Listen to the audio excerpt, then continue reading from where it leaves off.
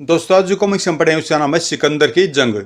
यह सिकंदर की कॉमिक्स है और एक्शन कॉमिक्स होते हैं सिकंदर की। तो पढ़ते हैं इसको।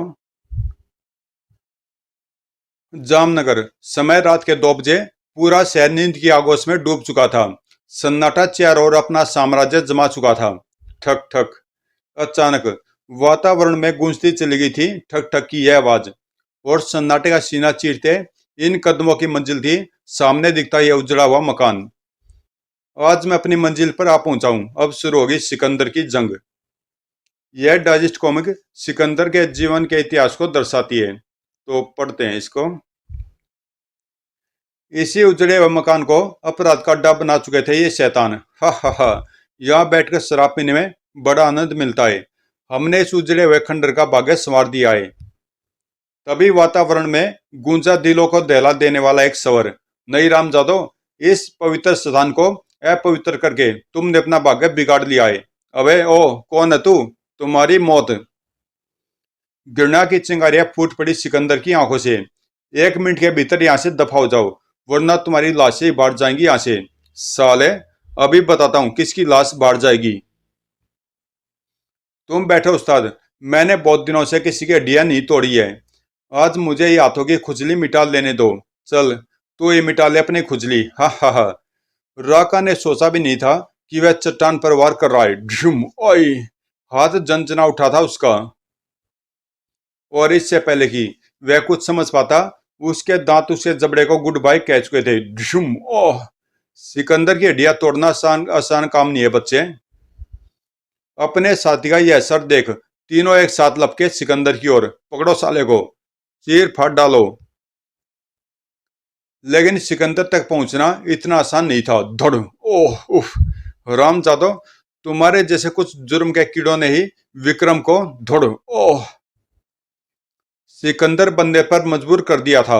आज तुम्हारे जुल्मों का बदला धड़ ओह सूद समेत चुकाऊंगा मैं। ठक उफ।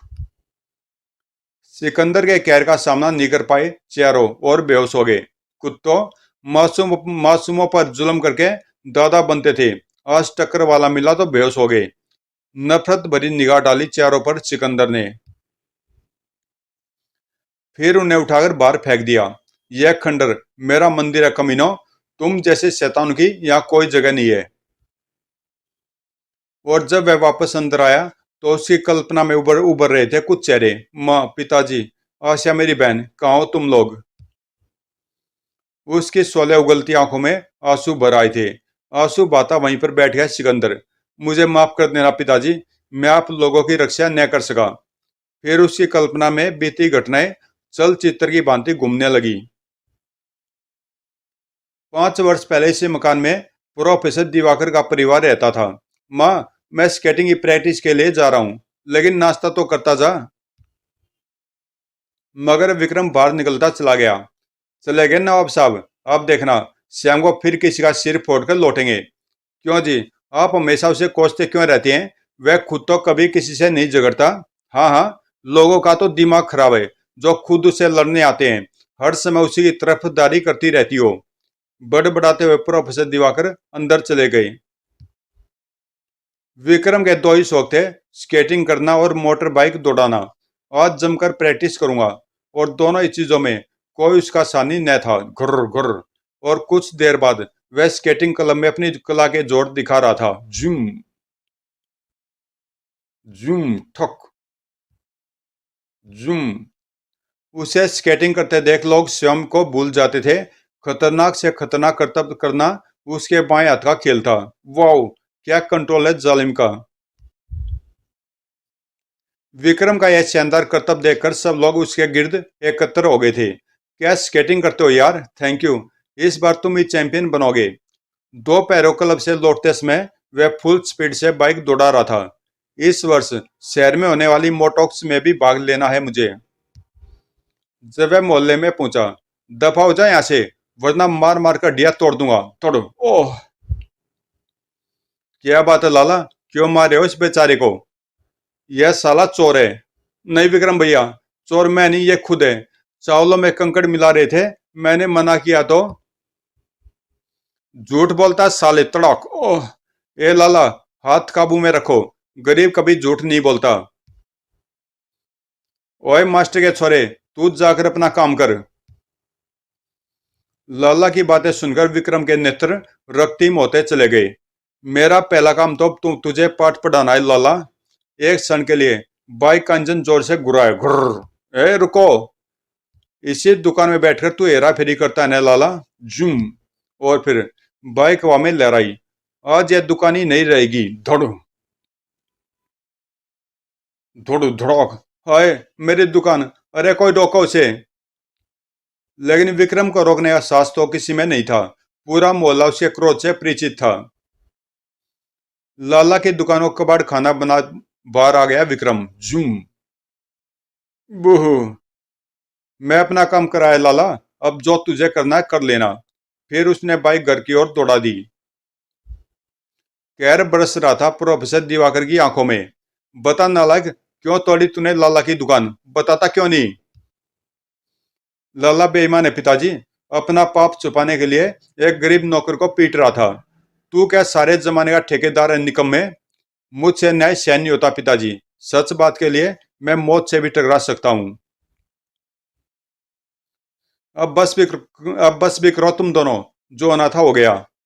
इसे समझा दे सावित्री, अगर ये इस घर में रहना चाहता है तो यह पागलपन छोड़ना होगा इसे। कहने के साथ ही प्रोफेसर साहब क्रोध से पांव पटकते हुए घर से बाहर चले गए। माँ, मैं ये घर छोड़ सकता हूँ, लेकिन अन्याय के सामने झुक नहीं सकता। मैं कायर नहीं हूँ माँ। मैं जानती हूँ तू बहुत बहादुर है। चल, अब गुस्सा थूक दे और खाना खा ले। उसी श्याम। विक्रम, तेरे पिताजी दो पैर गए, अभी तक नहीं लौटे। पता नहीं कहाँ चले गए। मेरा तो दिल घबरा रहा है। चिंता मत करो माँ, वह बस इस चौंग अंकल से मिलने गए होंगे। अच्छा, तू जा और उन्हें बुला ला। ठीक है माँ। सांगली प्रोफेसर दिवाकर का मित्र था। वह चाइना टाउन में एक चाइनीज रेस्टोरेंट चलाता था। विक्रम का विचार सही था। प्रोफेसर दिवाकर अपने मित्र चांग के ही पास थे। मैं तो उस लड़के से तंग आ चुका हूँ चांग। हर समय लड़ाई झगड़ा करता रहता है। मुझे तो डर है कहीं वह गुंडा बदमाश न बन जाए। कमाल है यार, एक मैं हूं कि अपने बेटे बोंग को स्टडी के लिए अमेरिका भेजने के बाद बेटे के प्यार के लिए तरस रहा हूं, और तुम हो कि अच्छे खासे बेटे से तंग आ गए हो। यह बात नहीं चांग, प्यार तो मैं भी उससे बहुत करता हूँ। उसे पढ़ा लिखाकर एक बहुत बड़ा आदमी बनाना चाहता हूँ, पर वह कि हर समय लड़ाई झगड़े में लगा रहता है। तुम चिंता मत करो दिवाकर, विक्रम बहुत अच्छा और समझदार लड़का है। मैं उसे समझाऊंगा। मुझे उम्मीद है कि वह मेरी बात कभी नहीं टालेगा। तभी धड़ धड़ धड़। लो, नाम लिया और आगे नवाब साहब। हाँ, यह उसी की मोटरसाइकिल की आवाज है। आओ, मैं उससे बात करता हूँ। बाहर विक्रम ही था। अंकल चांग ने रेस्टोरेंट का नाम खूब रखा है, होट चाइना रेस्टोरेंट। उस समय चांग की बेटी सासी काउंटर संभाले हुए थी। हाय विक्रम। हेलो सासी, कैसी हो? अच्छी हूँ। आखिर आज तुम्हें मेरी याद आ ही गई। सासी और विक्रम एक दूसरे को चाहते थे और शादी करने के इच्छुक थे। You are wrong. मैं तो यहाँ अपने पिताजी को लेने आया हूँ। ओ यू ब्रूट, कभी तो मेरे लिए भी आ जाया करो। तुम्हारे लिए हम आ गए हैं बेबी। जरा ये हाथ भी पकड़ो। बकवास मत करो। अगर कुछ खाने आए हो तो जाकर टेबल पर बैठो। एक बार मेरा हाथ थाम लो डार्लिंग, जहां कहोगी बैठ जाऊंगा। इससे ज्यादा सुनना विक्रम के वश में न था। मैं थामता हूं तेरे हाथ। ओह। दूसरे ने हाथ घुमाया, मगर विक्रम को छू नहीं सका। अब विक्रम की बारी थी। धड़ ओह, धड़ ओह। तभी दूसरा गुंडा काउंटर के पास एक छड़ उठा ली और तभी दूसरा गुंडा काउंटर के पास रखी एक छड़ उठाकर विक्रम की ओर झपटा। जुम। साले जिंदा नहीं छोड़ूंगा। खट। उफ। तभी चांग और प्रोफेसर दिवाकर वहां पहुंचे। क्या हो रहा है यहाँ? पापा, वे दोनों मुझसे बदतमीजी कर रहे थे। विक्रम उन्हें सबक सिखा रहा है। विक्रम। खट। चोंग दिलचस्पी से लड़ाई देखने में व्यस्त हो गया। कुछ बात है लड़के में। विक्रम उन्हें खदेड़कर दरवाजे तक ले गया और छनौक। दोबारा इधर आए तो अपनी टांगों पर खड़े नहीं हो सकोगे। प्रोफेसर दिवाकर क्रोध में जन्नाते हुए विक्रम के पीछे पहुंचे थे। बदमाश लफंगे, क्यों झगड़ा कर रहा है यहाँ? मैंने झगड़ा नहीं किया पिताजी। विक्रम ठीक है अंकल, वह गुंडे मुझसे बदतमीजी कर रहे थे इसलिए। तुम इसकी वकालत मत करो बेटी, मैं इसे अच्छी तरह जानता हूँ। यह बदमाश मौली बनता जा रहा है। पापियों के दांत तोड़ देना मौलीपन नहीं है पिताजी, मगर अत्याचार करना पाप है तो अत्याचार सहना भी पाप है। मुझसे जुबान लड़ाता है। यह क्या करे हो दिवाकर? विक्रम ठीक कह रहा है और जो उसने किया वह भी ठीक है, लेकिन मुझे यह सब गलत लगता चोंग। मैं इसे गुंडों की तरह मारपीट करते नहीं देख सकता। ओके पिताजी, अब मैं कभी झगड़ा नहीं करूंगा। आप घर चलिए, माँ प्रतीक्षा कर रही हैं। जाओ दिवाकर, आप गुस्सा थूक दो। रेस्टोरेंट से निकलते समय विक्रम ने मुड़कर सासी की ओर देखा था। Bye Sasi, see you Vikram, I love you Vikram. 2 दिन बाद शहर में स्केटिंग प्रतियोगिता आरंभ हुई। हेलो विक्रम, तुम ही आगे से? तुम तो सीनियर लेवल कंपटीशन में हिस्सा ले रहे हो ना? हाँ, लेकिन इस जूनियर लेवल कंपटीशन में मेरा मित्र राजेश हिस्सा ले रहा है। राजेश रिंग में जाने के लिए तैयार हो रहा था। यह मुकाबला तुम्हें जीतना होगा राजेश। मुश्किल ही है। गौतम मुझसे अच्छा खिलाड़ी है और वह भी प्रतियोगिता में भाग ले रहा है। तभी अक्खड़ और घमंडी स्वभाव रखने वाला गौतम ड्रेसिंग रूम में प्रविष्ट हुआ। और मैं प्रतियोगिता जीतूंगा भी। पिछले 4 वर्ष से मैं कभी नहीं हारा हूं, लेकिन इस बार हारोगे तुम और राजेश तुम्हें हराएगा। कुछ देर बाद, ऑल द बेस्ट राजेश। ओ वेख विक्रम, मास्टर ऑफ स्केटिंग, साडा हीरो। टन यो। मुकाबला शुरू हुआ। राजेश ने जबरदस्त स्टार्ट लिया था। बकअप राजेश। ओ, वे आगे निकल गया। बस एक राउंड और, फिर जीत मेरी होगी। लेकिन मैं इसे जीतने नहीं दूंगा। जीत गौतम को ही मिलेगी। ठोक। और जब तक राजेश को गौतम के इरादे की खबर हो पाती, बहुत देर हो चुकी थी। गौतम के रहते तू जीत नहीं सकता, चाहे इसके लिए मुझे कुछ भी क्यों न करना पड़े। बहुत बुरी तरह गिरा था राजेश। राजेश! धड़! ओह! चीख उठा था विक्रम। गौतम की हरकत देख उसकी आंखों में खून उतर आया था। अब मैं निश्चित निश्चित रूप से जीतूंगा। गौतम, तूने मेरे दोस्त को मारा, मैं तुझे छोड़ूंगा नहीं। चीते की तरह उछला था विक्रम। गौतम के सिर पर जैसे पहाड़ टूटकर गिरा था। ओह! धड़! विक्रम की यह हरकत देख पूरे स्टेडियम में सनसनी फैल गई। विक्रम को पकड़ो, रोको उसे। विक्रम रिंग में भूखे शेर की भांति गौतम पर टूटा पड़ रहा था। कुत्ते, बेईमानी करता है। ढूम। ओह! रुक जाओ विक्रम, यह क्या बदतमीजी है? छोड़ दो मुझे, मैं इस कुत्ते को छोड़ूंगा नहीं। मारपीट करने के अपराध में उसे हवालात में बंद कर दिया गया। मुझे बाहर निकालो। अपराधी मैं नहीं, वह कमीना गौतम है। चुप करके बैठ जाओ वरना। निराश होकर विक्रम एक और बैठ गया। पिताजी मेरी गिरफ्तारी की खबर सुनकर बहुत दुखी होंगे, लेकिन मैंने कोई अपराध नहीं किया है। तभी, चलो, तुम्हारी जमानत हो गई है। ओह, जरूर पिताजी ने ही जमानत दी होगी। लेकिन जमानत देने वाले को देख चौंक उठा विक्रम। चौंक अंकल, आप? पिताजी नहीं आए? नहीं, तुम्हारी जमानत मैंने दी है। विक्रम को लेकर चौंक पुलिस स्टेशन से बाहर निकला। दिवाकर बहुत दुखी है विक्रम, तुरंत घर जाकर उसे क्षमा मांगो। मैं भी जाता हूँ अंकल। दौड़ता हुआ घर पहुंचा विक्रम। भैया, पिताजी! आ गया तू? पिताजी कहाँ है माँ? अरे, तुम्हारी गिरफ्तारी की खबर सुनकर पिताजी ने शम को कमरे में बंद कर लिया भैया। वह दरवाजा भी नहीं खोल रहे। माँ को रोते देख विक्रम का मन तड़प उठा। पिताजी, दरवाजा खोलिए। ठक ठक। वह कुछ बोल क्यों नहीं रहे? दरवाजा खोलिए पिताजी। अचानक विक्रम के मस्तिष्क में खतरे की घंटी बजी थी और अगले पल पिताजी दौड़ो। भीतर का दृश्य देख तीनों दहल उठे। नहीं, पिताजी, स्वामी! बाज की तरह झपटा था विक्रम। पिताजी, छोड़ दे मुझे। तेरे जैसे बेटे का बाप कहलाने से तो मर जाना कहीं बेहतर है। आप मुझे गलत समझ रहे हैं पिताजी, मैं बुरा आदमी नहीं हूं।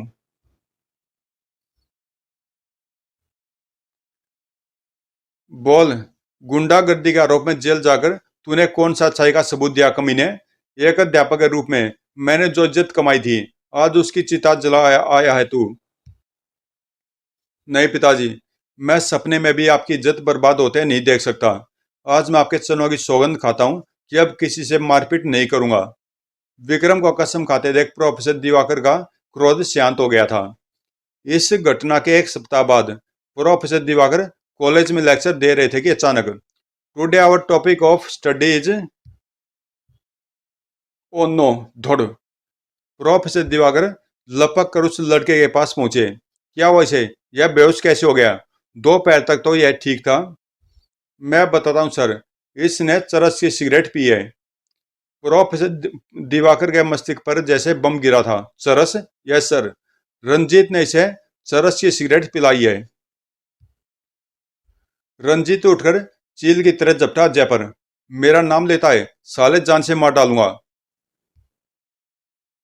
प्रोफेसर दिवाकर के इशारे पर अन्य छात्रों ने रंजीत को पकड़ लिया। छोड़ दो मुझे। अजय सच कह रहा सर, रंजीत कॉलेज में चरस की सिगरेट बेचता है। हाँ सर, मैंने भी देखा है। तलाशी लो इसकी।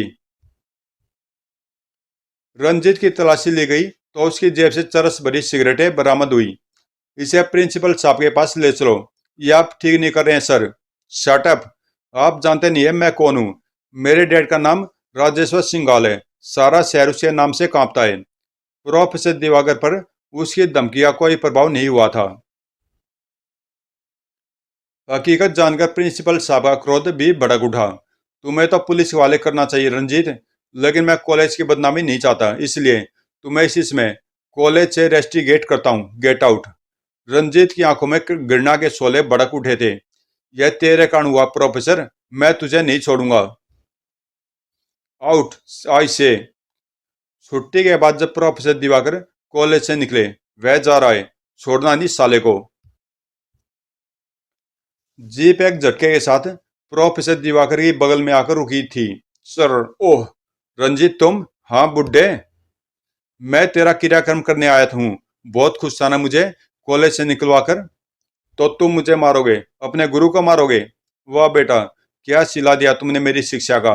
ओए चुप कर, मैं तुझ जैसे कीड़े का बेटा नहीं हूँ। मेरे बाप का नाम राजेश्वर सिंघाल है। डिशुम। रंजीत ने गुरु और शिष्य के बीच की सारी दूरियां मिटा दी। ओह।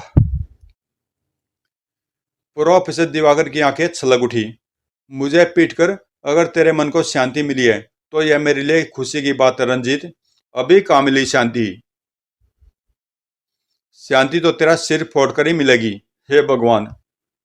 तभी विक्रम प्रोफेसर साहब को कॉलेज से घर ले जाने के लिए उधर आ निकला था। घुर्र घुर्र। आंखें क्रोध से लाल होती चली गई उसकी यह दृश्य देखकर। पिताजी। मौत की तरह टूटा था विक्रम रंजीत पर। कमीने, ओह तूने मेरे पिताजी को मारा, मैं तुझे जीवित नहीं छोड़ूंगा। ओए पकड़ो साले को, मारो। लेकिन विक्रम तो तूफान बन चुका था। गुर्र गुर्र। रंजीत के साथी भूखे कुत्तों की तरह विक्रम की ओर लपके। जूम। धोड़ धोड़। एक ऐसा तूफान जिसे रोकना अब किसी के बस में न था।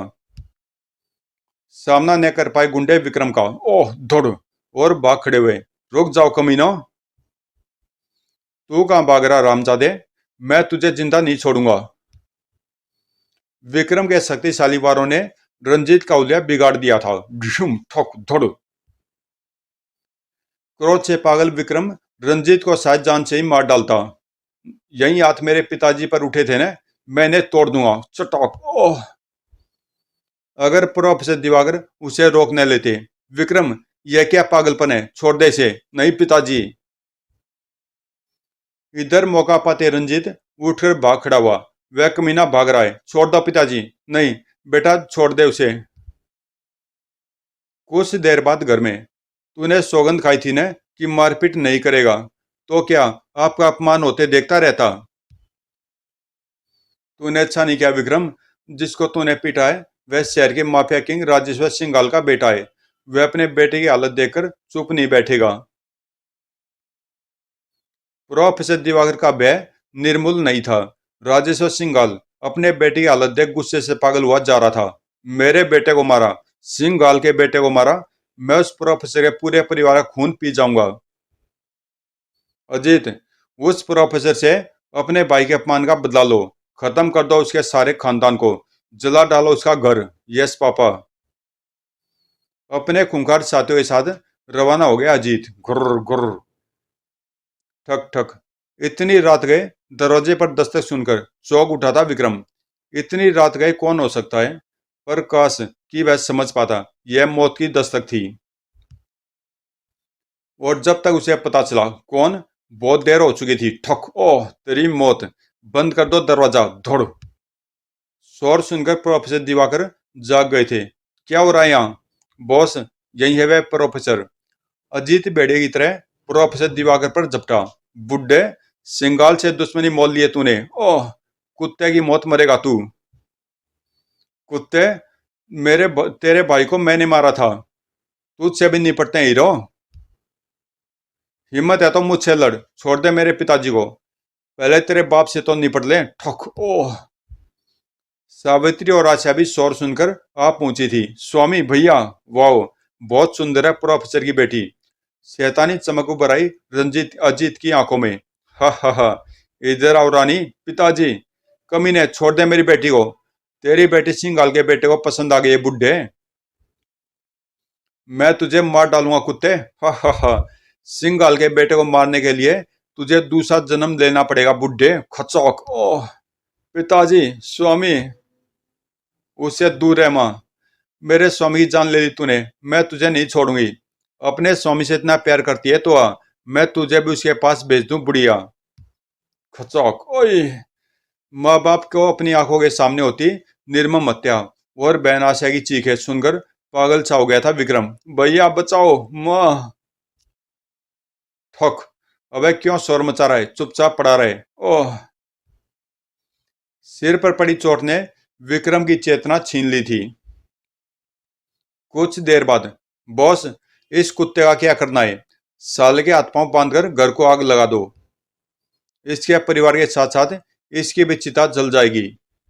कहते कहते अचानक कुछ याद करके चौंक उठा जीत। और एक मिनट ठहरो, एक काम तो मैं भूल ही गया। रंजीत ने अपने हाथ के बदले इसका हाथ मांगा था मुझे। जमाने भर की दरिंदगी उतर आई थी अजीत के सवर में। खच, अब चलो यहां से। अपनी दरिंदगी के सबूत आग के हवाले कर रवाना हो गए शैतान। इस घटना के कुछ दिन बाद, माँ, पिताजी, फिर एक और आघात लगा उसके मस्तिष्क को। मेरा हाथ नहीं। लेट जा बेटा, तेरी हालत बहुत नाजुक है।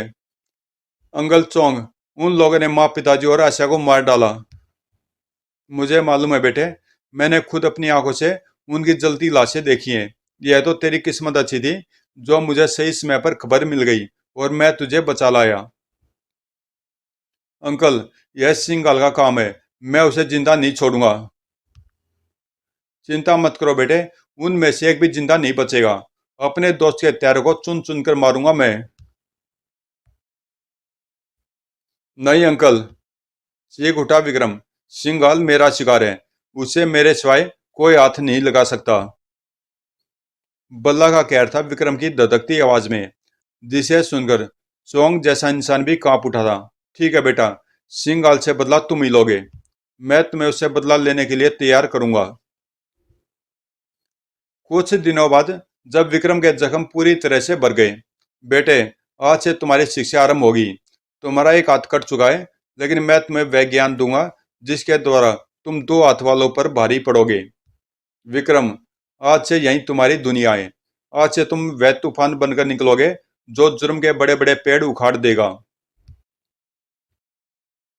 विक्रम के जिंदा होने की खबर राजेश्वर सिंघाल को भी लग चुकी थी। हमारी रिपोर्ट से यह जीत, पुलिस को मलबे में सिर्फ 3 लाशें मिली है। इसका मतलब विक्रम अभी जिंदा है। उसे ढूंढो, हमारे सामने लाओ उसे। हम अपने हाथों से खत्म करेंगे उसे। Yes dad. सिगरी विक्रम की तलाश में सिंघाल के गुंडे पूरे शहर में फैल चुके थे। खट, ठोक, यो, खड़ोक, यो, धड़ तड़ोक। इधर सीने में आग दबाए अंकल चौंग से मार्शल आर्ट की सारी विद्याएं सीखता जा रहा था विक्रम। मार्शल आर्ट की सारी विद्याएं सीखने के बाद अब उसकी बारी थी हथियार चलाना सीखने की। विक्रम, आज से मैं तुम्हें हथियार चलाने की ट्रेनिंग दूंगा। अपनी पसंद का हथियार चुन लो। अंकल, एक हथियार नहीं, यह सारे हथियार चलाने सीखने हैं मुझे। ठीक है बेटे, ऐसा ही होगा। और गुजरते वक्त के साथ विक्रम हर प्रकार के हथियार चलाने में माहिर होता चला गया। आज 1 वर्ष बाद विक्रम ट्रेनिंग सेंटर से बाहर आया था और सासी ने उसे विशेष रूप से डिनर पर आमंत्रित किया था। पापा, क्या विक्रम सचमुच मार्शल आर्ट एक्सपर्ट बन चुका है? हाँ बेटी, विक्रम अब सिंघाल से अपनी जंग लड़ने के लिए पूरी तरह तैयार है। मैंने इसे लड़ाई के हर क्षेत्र में दक्ष बना दिया है। मैं आपका आभारी हूँ अंकल, और आपको विश्वास दिलाता हूँ कि सिंघाल अधिक दिन जीवित नहीं रहेगा। उनकी इस बातचीत को निकट की टेबल पर बैठे एक व्यक्ति ने सुना था। तो विक्रम 1 वर्ष से चौंक के यहाँ छुपा हुआ था। सिंघाल साहब को इसकी सूचना देनी होगी। सूचना पाकर सिंघाल भूखे शेर की भांति दौड़ उठा। चांग ने सिंघाल के दुश्मन को सहारा देकर अपनी मौत को बुलाया है। मैं उसे जीवित नहीं छोड़ूंगा। सिंघाल अपने शिकारी कुत्तों के साथ चाइना टाउन की ओर रवाना हो गया। चौंग के रेस्टोरेंट में जैसे प्रलय ने प्रवेश किया था, धड़ोम। हैरान रह गया था चौंग सिंघाल को देखकर। टट टट टट, सिंघाल, जो भी अपनी जान बचाना चाहते हो तुरंत यहाँ से बाहर चला जाए। पल भर में इस रेस्टोरेंट खाली हो गया था, लेकिन अंकल चौंग अपने स्थान पर ही डटे हुए थे। तुम यहाँ क्यों आए हो सिंघाल? तुझे कुत्ते की मौत मारने। लेकिन पहले यह बता, विक्रम कहाँ है? कौन विक्रम? मैं किसी विक्रम को नहीं जानता। अजीत। अगले पल अजीत की स्टेन गन ने खूनी ठाका लगाया। टिट टिट टिट, ओह! चौंग, हम तेरे शरीर में इतनी गोलियां उतार देंगे कि कोई माई का लाल उन्हें गिन भी नहीं सकेगा। बता, विक्रम कहाँ है? मुझे नहीं पता कुत्ते। टिट टिट टिट, ओह! स्टेन गन फिर गुर्रा उठी। अगर कुत्ते की मौत नहीं मरना चाहता चौंग, तो बता दे विक्रम कहाँ है। मौत सिर पर थी, फिर भी चौंग की आंखों में भय की जगह जिंदगी की चमक थी। मैं तो मर जाऊंगा सिंघाल, लेकिन तू भी नहीं बचेगा। विक्रम तेरी मौत बनकर आएगा और तू कुछ नहीं कर पाएगा। हरामजादे, सिंघाल से दुश्मनी करना मौत को गले लगाना है। अब तू भी जीवित नहीं रह सकता। Tit tit tit.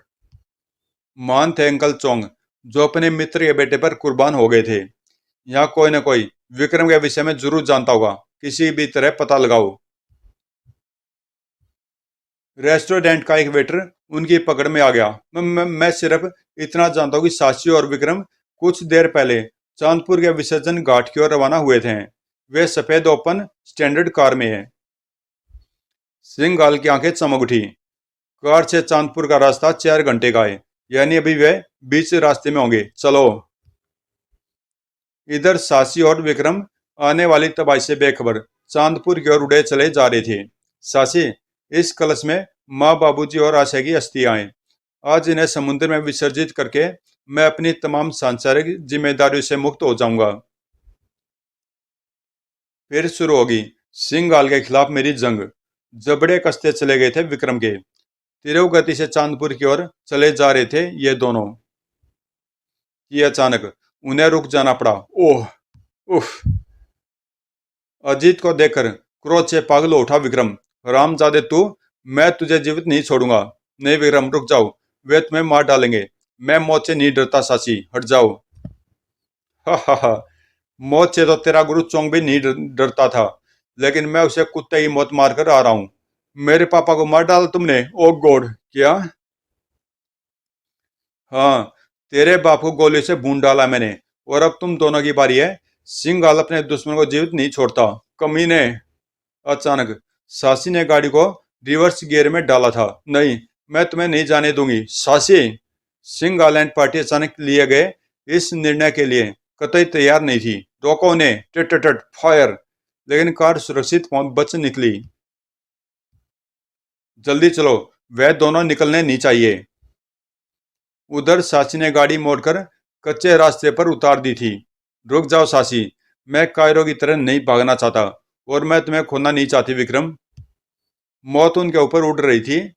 वे हिल रोड पर निकलेंगे। नीचे ही उड़ाते रहो हेलीकॉप्टर को। हिल रोड एक खतरनाक रास्ता था। जैसे कार हिल रोड पर पहुंची, गर गर, ओह! वे आ रहे हैं। मौत सिर पर देख अचानक ही विक्रम ने एक निर्णय लिया। गाड़ी रोको सासी। उफ, क्या करते हो? चर। सासी, आगे मौत है। तुम कार से उतरकर जंगल के भीतर चली जाओ। नहीं, मैं तुम्हें छोड़कर नहीं जाऊंगी। जिद मत करो, जाओ। आई। अगले पल विक्रम ने स्टीयरिंग संभाल लिया था। जूम। विक्रम विक्रम का पहला लक्ष्य ऊपर उड़ रही मौत से बचना था। वह कार को बहुत तेज दौड़ा रहा था। जूम। डट, मगर हेलीकॉप्टर से आगे निकल पाना संभव नहीं था। फिर कुछ गोलियों ने टायर फ्लैट कर डाला। फटाक। कार जोर से लहराई थी। चर। ओह, शायद ब्रेक भी फेल हो गए। विक्रम संभाल नहीं सका। कार उसे काबू से बाहर हो गई थी। विक्रम। नीचे फैले समुद्र ने कार को अपनी आगोश में छुपा लिया। छपाक। खुशी से झूम उठे उठे थे दरिंदे यह दृश्य देखकर। हा हा हा, मर गया साला। हेलीकॉप्टर मोड़ो। अभी चौंकी बेटी को भी ठिकाने लगाना है। सासी दीवाना वार सड़क पर सासी दीवाना वार सड़क पर दौड़ रही थी। विक्रम, मैं आ रही हूं। शूटर। गोलियों की बौछार सासी के शरीर को छलनी करती चली गई। टट टट, ओए। घुर्र घुर्र। हा हा हा, यह भी खत्म हुई। चलो यहां से। उधर विक्रम मरा नहीं था। समुद्र की लहरें उसे काफी दूर तक बहा ले गई थी। लेकिन यह विक्रम का दुर्भाग्य था कि उसे बचाने वाले वाले लोग तस्कर थे। कुछ आगे जाने के बाद वे पुलिस द्वारा घेर लिए गए। जहां कुछ लोगों ने उसे बचा लिया, विक्रम को भी तस्कर समझकर गिरफ्तार कर लिया गया। असलियत बताने का कोई लाभ नहीं। कोई विश्वास नहीं करेगा। मुझे जेल तोड़कर भागना होगा। इस प्रकार वह जेल पहुंचा और पुलिस से अपनी असली पहचान छुपाने के लिए अपना नाम सिकंदर रख लिया। फिर कई महीनों बाद वह माइक के साथ जेल से भाग निकला था और दो शहरों में सिकंदर के रूप में इंसाफ करता हुआ आज अपने शहर राजकोट में अपने सबसे बड़े दुश्मन सिंघाल से निपटने आ पहुंचा था। तेरी मौत का समय आ पहुंचा सिंघाल। मैं इस शहर से तेरा नामो निशान मिटा डालूंगा। शहर के बाहर स्थित यह इमारत सिंघाल की मिल्कियत थी, जहां उसके द्वारा तस्करी करके लाई गई ड्रग्स और गोला बारूद का विशाल भंडार रखा जाता था। सालो, सिंघाल साहब ने गोदाम पर कड़ा पहरा देने का आदेश दिया है और तुम पत्ते खेल रहे हो। तू भी यार खामगा परेशान होता रहता है। हमारे रहते यहाँ चूटी भी भीतर नहीं आ सकती। तभी किसी प्रेत की भांति सिकंदर प्रकट हुआ था वहां। लेकिन मौत तो आ सकते कुत्तों। कौन है बे तू? तेरी मौत। खच। ओए। अभी और कोई मेरी पहचान जानना चाहता है? फिर आरंभ हुआ एक खूनी संघर्ष। ओह उफ। सिकंदर को छू भी नहीं पाता कोई। सिंघाल के कुत्ते तड़ोक। अब नान चाकू था सिकंदर के हाथ में। चक चक ठक फचौक होए। जिसकी मार गुंडे झेल नहीं पा रहे थे। लेकिन दूर से फेंके गए डंडे से सिकंदर भी बच नहीं सका। खट। उफ। लेकिन पलक झपकते ही उसके हाथ में साई चमकी। यो। और एक दुश्मन की छाती फटती चली गई। यो खच।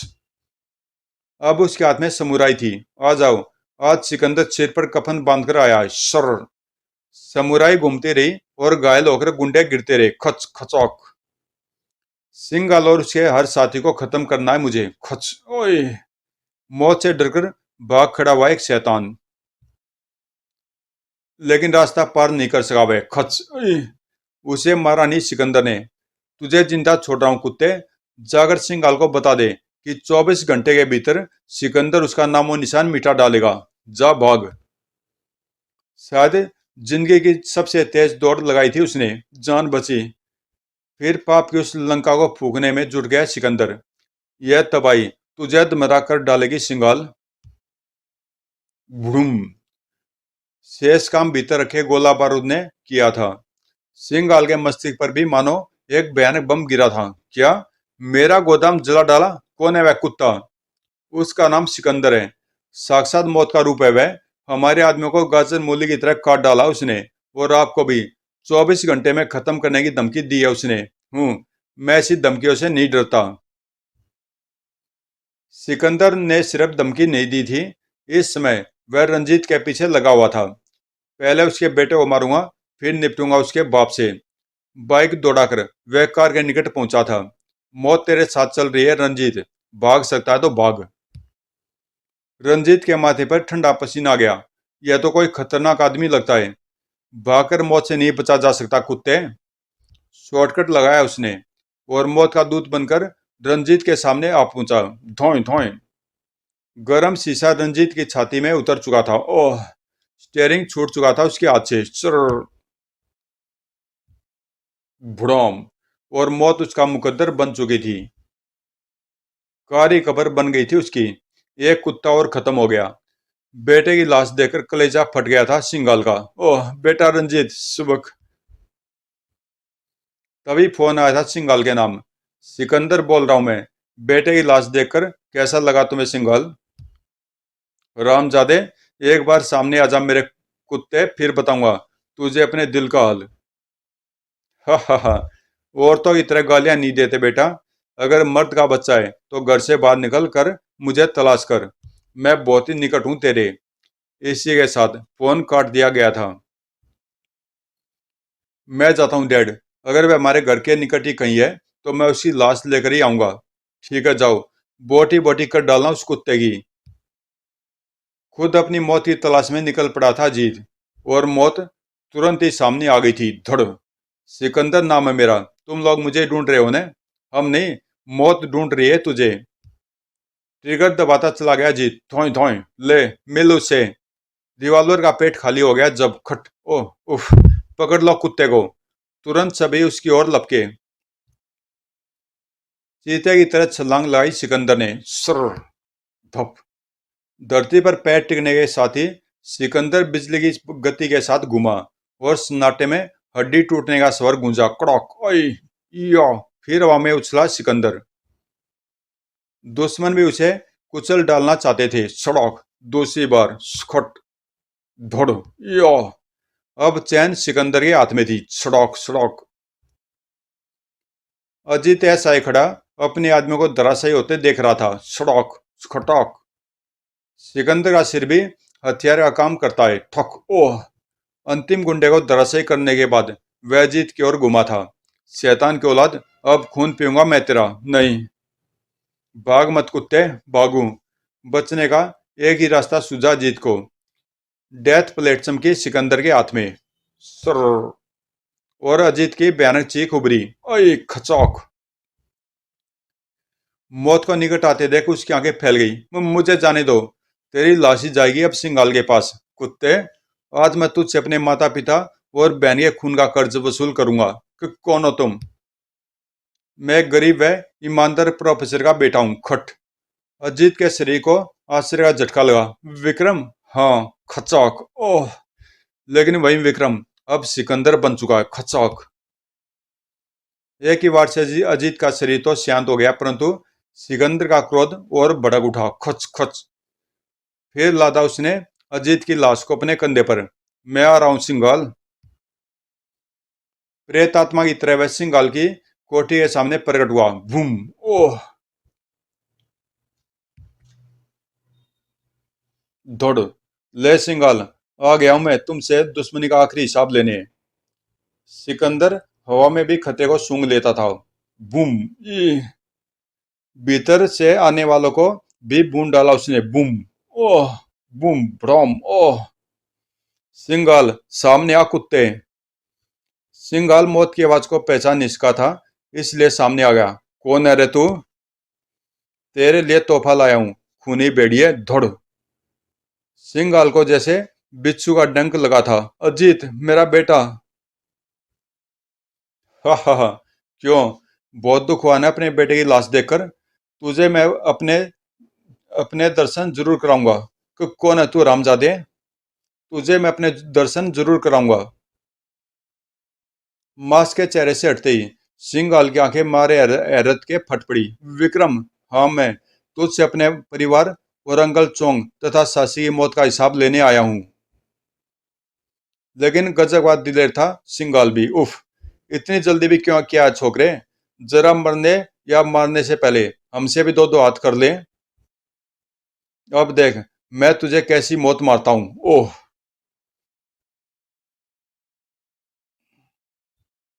प्रिय पाठकों, सिकंदर ने सिंगाल की नियत थे नियत थे कैसे धुनाई की, ये हम शब्दों में व्यक्त नहीं कर सकते। तो आप नीचे दिए गए चित्रों में ही इसका आनंद लें।